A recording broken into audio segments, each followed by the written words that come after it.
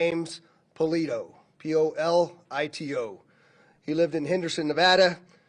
He had a previous criminal history of computer trespass out of Virginia in 1992.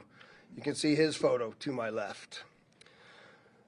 Polito was armed with a Taurus 9mm handgun. He had brought 11 magazines to the scene with him. 9 loaded magazines were found on his person after the shooting, and you can see in the photo to the left, one of the magazine carriers that was fixed to his body. I'll talk about that here in a little bit. The gun was purchased legally in 2022, and at this point in the investigation, we do not know how many rounds he has fired. The names of the involved University of Nevada, Las Vegas officers will be released by their agency within the next 48 hours. I'm told that that will occur tomorrow. The deceased victims are identified as follows. The first victim, Patricia Navarro Velez, lived in Las Vegas and was a 39-year-old female. Navarro Velez was the assistant professor in accounting who worked in the Beam building on the 4th floor. Chejong, or Jerry Chang, was a 64-year-old male.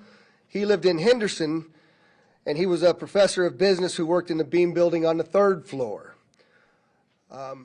The third victim in this case, we will not be identifying because the Clark County Coroner's Office has not yet been able to notify the next of kin. And so out of respect for the family, we will wait to identify the third victim until the family is notified.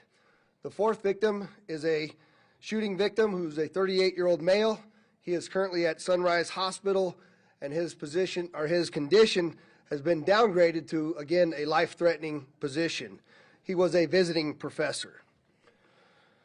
At this time, it is unknown how long it took for the suspect to find the first victim in the building. All of the deceased victims were located inside of the building and are all faculty members at the university. The following is the sequence of events as we know them right now.